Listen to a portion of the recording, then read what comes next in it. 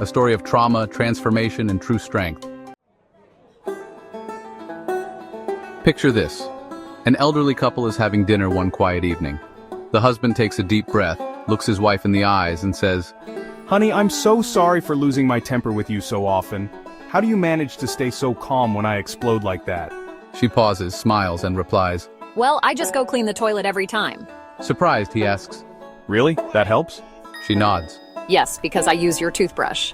That joke might make you laugh or cringe, but it highlights something important. Anger makes us act in ways we regret. We hurt the people we love or damage the things we've worked so hard to build. But anger itself isn't the problem. Anger is a signal. It's trying to tell us something. The problem is most of us don't know how to listen to it.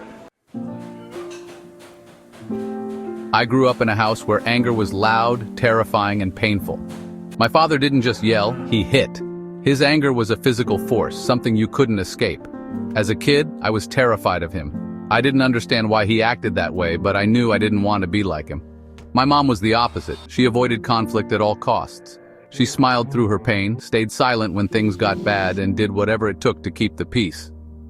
Watching her, I learned another lesson. Anger wasn't just dangerous. It was something to bury, to hide, to avoid. That's trauma. Trauma isn't just what happens to you. It's how your mind and body respond. Growing up in a home where I felt unsafe, I learned to fear anger. I thought if I just kept quiet, if I just avoided conflict, I'd be safe. But the thing about trauma is, it doesn't go away when you grow up. It follows you, shaping your choices, your relationships, and the way you see yourself. When I was in my 20s, I thought I had it all figured out. I met a woman who swept me off my feet. She was smart, charismatic, and fiery, everything I thought I wasn't. But the relationship quickly turned toxic. She criticized me, crossed my boundaries, and manipulated me. And I let her. Why? Because I didn't even know I had boundaries. I thought keeping the peace was the only way to make things work. For 17 years, I stayed in that relationship, losing myself more and more with each passing day. My body tried to warn me, tight shoulders, sleepless nights, panic attacks, but I ignored the signs. And the anger I'd buried since childhood. It started bubbling up, hotter and more intense, until I couldn't ignore it anymore. One day, after months of trying to push my anger back down, I hit my breaking point. I was out for a run and I just stopped. I couldn't carry it anymore. For the first time, I let myself feel the full weight of it, the rage, the pain, the betrayal. And instead of running from it, I asked my anger a question. What do you need me to hear? The answer came like a lightning bolt. Stop leaving yourself. That was the moment everything changed. I realized my anger wasn't my enemy. It was my protector. It had been trying to tell me all along that I mattered, that my boundaries mattered, and that it was time to stop letting people hurt me. That moment marked the beginning of my journey to turn anger into a constructive force. I didn't have a guidebook or a clear path. I just started listening to what my anger was trying to tell me and took small steps toward healing. Along the way, I discovered 5 tools that helped me, and they can help you too.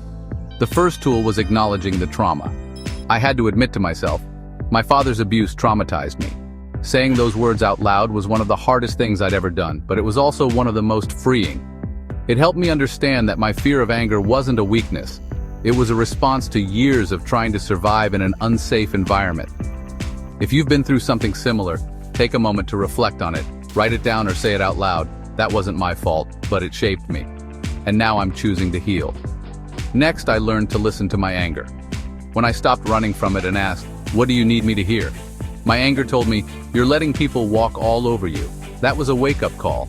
Anger isn't just a reaction, it's a message. It's there to protect you. The next time you feel anger rising, pause and ask yourself, what boundary is being crossed? What do I need to feel safe? That led me to the third tool, setting boundaries. This was new for me.